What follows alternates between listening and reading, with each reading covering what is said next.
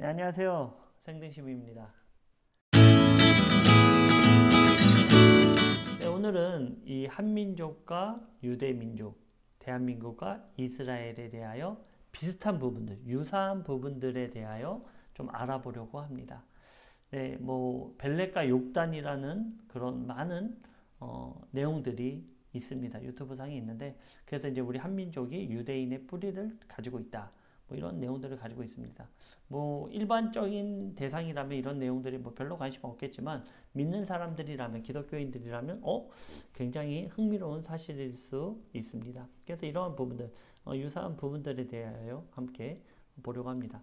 첫 번째는요, 남북의 분단의 역사가 있다는 것이죠. 물론 시기적으로는 굉장히 큰 차이가 있습니다. 그럼에도 불구하고 어쨌든 북이스라엘과 남유다, 북한과 남한 이렇게 나누어져 있는 분단의 역사가 있다라는 것이죠. 또 그 가운데 북이스라엘이 먼저 멸망하고 남유다가 멸망했는데요. 하나님께서 세워주신 나라가 남유다라는 사실, 똑같이 그 역사를 시작했지만 북한은 그 김일성의 사상으로, 김일성의 우상으로 그렇게 사상에 물들어 있다면, 남한은 어떻게 보면 뭐 비약적인 발전, 그리고 그 가운데 기독교의 비약적인 발전도 분명히 있다는 것이죠. 전 세계적 어디를 돌아봐도 특히나 아시아권에서 이런 기독교 문화가 발달되어 있는 나라가 우리나라 말고는 없다라고 할 수 있죠. 북한은 말할 것도 없고요.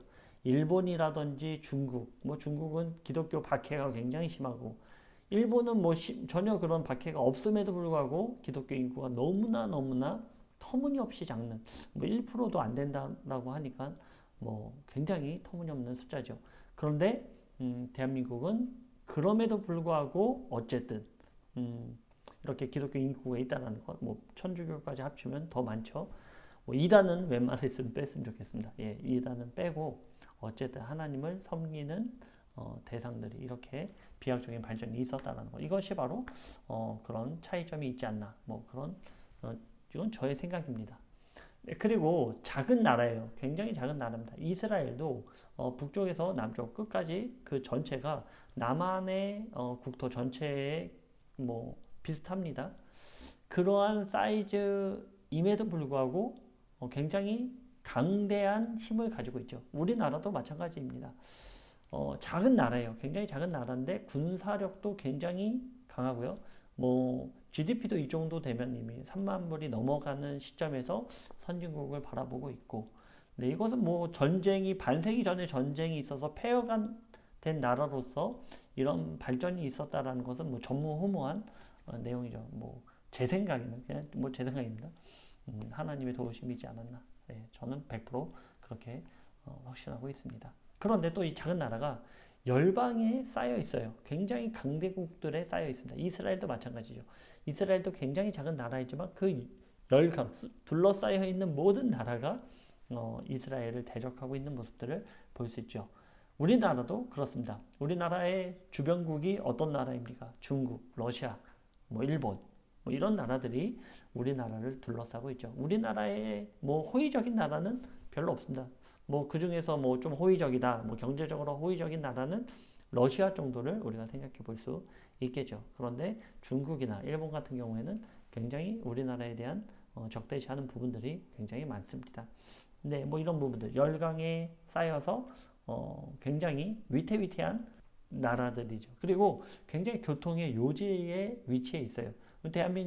대한민국도 그렇죠. 우리나라를 시작으로 유럽까지 나갈 수 있는 그 발판이 있지만 어쨌든 북한 때문에 우리가 그런 일들을 하지 못하고 있고, 네, 이스라엘도 그렇습니다. 이스라엘도 굉장히 좋은 그 지리적 요충지에 자리 잡고 있기 때문에 모든 나라의 원하는 대상이 되고 있죠. 예전부터 그런 이유로 많은 침략을 당합니다. 우리나라도 굉장히 많은 침략을 당하면서 또 버텨내면서 그렇게 살아왔습니다. 어쨌든 이러한 뭐 비슷한 공통점들이 굉장히 많고, 뭐 백일을 좋아했다라든지 뭐 그런 여러 가지 내용들이 있습니다. 뭐 그런 것들은 나중에 알아보고, 또 그런 것들이 제야의 사학이기 때문에 뭐 이것이 100% 옳다 이런 것은 절대 아닙니다. 그냥 우리가 좀 이런 거 알면 재밌겠다 하는 부분들이 있는 것이죠.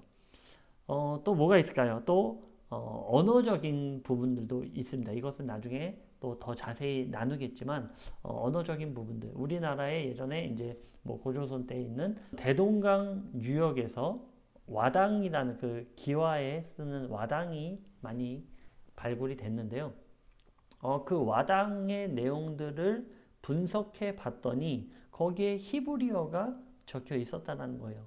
뭐 야훼라든지 뭐 이런 글자들 히브리어 글자가 거기에 쓰여져 있었다라는 것입니다. 네, 그리고 그 NHK에서 히로시마 대학의 고바야시라는 교수가 있는데요. 그 교수가 새로운 거를 발견해냈어요. 이건 꽤 한 20년 정도 된 내용인 것 같습니다. 2000년도에 그것을 발견했으니까 벌써 뭐 21년이 지난 내용이고 또 우리나라 방송사에서도 이것을 다룬 적이 있습니다. 그리고 뭐 고무적인 것은 NHK에서 이것을 먼저 다루었다라는 것이죠. 이 가다카나의 어원이 바로 신라에서부터 전해져 왔다라는 심상이라는 유학자를 통해서 바로 일본으로 전해져 왔다. 이것이 무엇이냐면 대방광불 화염경이라는 책인데요. 거기에 이제 각필로 쓰여져 있는 그 내용들이 있는데요. 그것이 이 한자를 읽는 내용이라는 거예요. 그런데 이 각필로 쓰여져 있는 이 글자들이 다들 가다카나의 내용을 그대로 담고 있는 가다카나의 시작이 바로 여기서부터 시작됐다라는 것을 기록하고 있다라는 것입니다. 이것은 이제 우리나라에서 먼저 시작된 것도 아니고 바로 일본에서 이 연구가 먼저 시작되어졌고 그것이 NHK를 통해 방영이 되었고 그 뒤로 우리나라에서도 여러 연구와 자료들을 통해서 이런 것들이 있다라는 것을 우리가 발견하게 되었다라는 것이죠. 그러니까 이러한 우리나라 말의 어원적 사실 그 모든 것들이 어떻게 보면 히브리어의 근원을 두고 있다라는 가설도 있을 수 있다라는 것이죠. 그러니까 한자를 읽는 방식에 우리나라 고대 언어가 있었는데 이것이 바로 이제 구결 문자로 쓰여져 있었다라는 것이죠. 그래서 이것이 이제 가다카나로 주어졌고 가다카나가 또 재밌는 게요. 히브리어와 굉장히 유사한 글자들이 많습니다. 그래서 가다카나를 히브리어의 어원을 두고 있다라고 말하는 학자들도 굉장히 많습니다. 그런데 이것을 다 종합해 보면 어떻게 됩니까? 예, 바로 신라에서 전해진 그 구결 문자가 일본에서 가다카나로 발전하게 됐다. 그러니까 그 구결 문자 자체가 히브리어의 근원을 두고 있다. 우리가 뭐 한글 헤레본이 나와서 그것에 대한 많은 내용들이 있는데 그것에 대한 연구를 진행해 봤더니 그 각으로 되어 있는 그런 글자들에 대한 내용들 그리고 여러 가지 천지인 뭐 이런 글자들이 있지 않습니까? 모음을 나타내는 글자들 이런 것들도 선과 점으로 이루어져서 모든 모음을 나타내고 있다라는 것. 오, 유, 뭐 이런 전체 내용들을 우리가 그래서 뭐 우리나라 이런 핸드폰들 보면은 예전에 그 글자가 있지 않았습니까? 그래서 선 긋고 점 하나 찍으면 아가 되고 뭐 요 세 개의 선과 점으로 모든 모음을 나타낼 수 있는 그런 내용들. 근데 이런 것들이 히브리어에도 있다라는 것이죠. 뭐 이런 것들은 뭐 여러 가지 제가 보고 자료를 보고 그런 부분에 있어서 저의 생각이니까 그렇게 알면 좋을 것 같고 또 이건 뭐 어디까지나 가설이기 때문에 아직 뭐 정확하게 밝혀진 건 없기 때문에 그런데 뭐 저는 그렇게 믿고는 싶습니다. 네, 그래서 사용한 언어가 우리 고대 언어들 가운데 이 히브리어의 근원을 두고 있는 뭐 각필로 쓰여진 구결 문자라든지 또 그것이 신라 시대에 일본어로 전해져서 가다카나의 형태로 이루어졌다라는 사실 이것은 뭐 여러 가지 자료들이 있기 때문에 이것은 또 찾아보시고 나중에 뭐 기회가 된다면 더 자세한 내용들 그리고 국립중앙박물관에 가면은 이 와당이 있다라고 합니다. 그래서 제가 한번 실제로 있는지 한번 가서 만약에 촬영이 가능하면 한번 촬영해 보도록 그렇게 하겠습니다. 그리고 제가 그 위도상의 같은 위치에 있다라는 거. 이런 것들도 이제 뭐 많은 부분 있고요. 또 최근에 제가 놀랍게 새롭게 깨달은 것 중에 하나는 뭐냐면 우리나라에도 안식년을 누리고 있는 땅이 있다라는 거예요.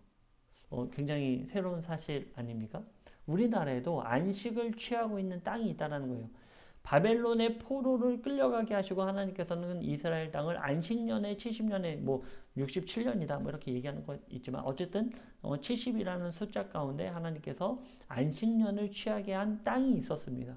그런데 놀라운 사실은 이것까지 유사한 점이 우리나라에도 이 한반도에도 있다는 거예요. 어딜까요? 네, 바로 DMZ입니다. 아무도 들어갈 수 없는 그 땅. 뭐 작은 인원들이 들어가서 뭐 GP라든지 이렇게 들어가서는 활동을 하지만 전체적으로 그 땅이 안전하게 바로 그 쉼을 얻고 있는 안식을 취하는 땅이 있다라는 사실이에요.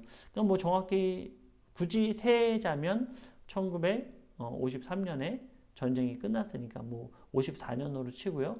그러니까는 2024년이 되는 그때가 되면은 70년이 된다라는 것이죠. 뭐 이런 것들에 대하여 뭐 조심스럽지만 2024년에 뭔가 새로운 어떤 일들이 있지는 않을까 뭐 조금은 기대를 해봅니다. 뭐 이것이 그렇다 뭐 이거 누가 그러더라 막 이런 뭐 예언적 얘기 절대 아니니까 그냥 이건 저의 생각입니다. 안식 우리나라에도 이 한반도에도 안식을 취하고 있는 땅이 있구나. 이러한 부분에서 유대인들과 또 이스라엘 땅과 굉장히 유사한 점이 있구나. 뭐 이런 사실을 알게 됐다는 것으로 제가 만족을 하는 거지. 이것이 뭐 2024년에 뭐 70년이 되는 그때 뭐가 있을 것이다. 뭐 이런 얘기를 하는 것은 절대로 아닙니다. 이런 사실을 알고 보면 한민족이 바로 그런 뭐 여러 가지 내용들이 있어요. 뭐 동이민족부터 시작돼 갖고 뭐 그런 많은 예, 내용들이 있는데 그런 것들에 대한 뭐 또 한번 생각해 봐야 될 문제가 아닌가. 그래서 우리가 하나님께서 이렇게 택한 민족이기 때문에 오늘날 우리가 마지막 때 굉장히 많은 일들을 하고 있지 않나. 뭐 이런 생각들을 해보게 됩니다. 네. 우리 뭐 이런 거 나누면서 한번 재미있게 한번 역사적으로도 한번 생각해보고 또 얘기하는 그런 시간들이 있으면 너무나 좋을 것 같습니다. 그리고 많은 또 어떤 다른 자료들이 나온다면 또 저에게도 좀 보내주시면 저도 그거 연구해보고 또 함께 나누는 시간 가져보도록 하겠습니다. 네, 오늘은 여기까지 하겠습니다. 네, 감사합니다.